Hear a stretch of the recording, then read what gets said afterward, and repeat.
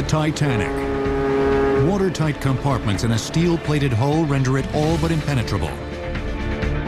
Nearly every technological breakthrough of the previous 50 years is on board, providing comfort and safety. If it was built to be unsinkable, then why did it sink?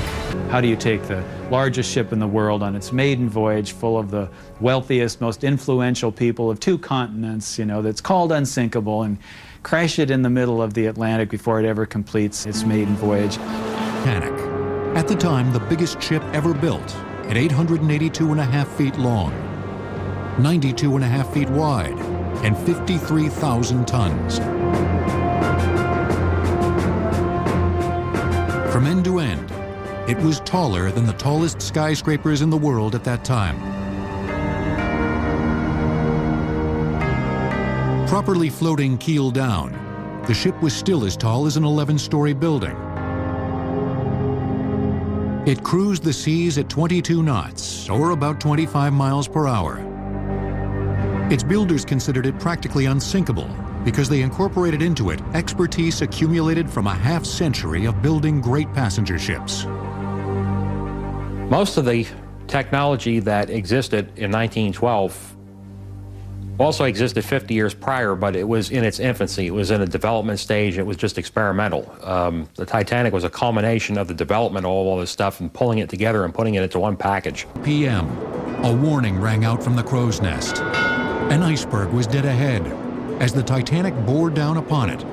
No liner ever built was better prepared to withstand such a collision. But there simply wasn't time or room for the Titanic to clear the berg. Instead, Murdoch sealed the ship's fate.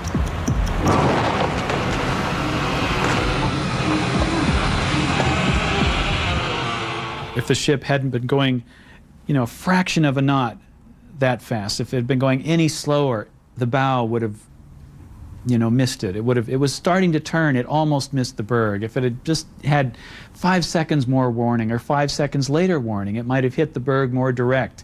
The ship was designed to withstand a head-on collision. It was that glancing scrape all along the side that was the death knell.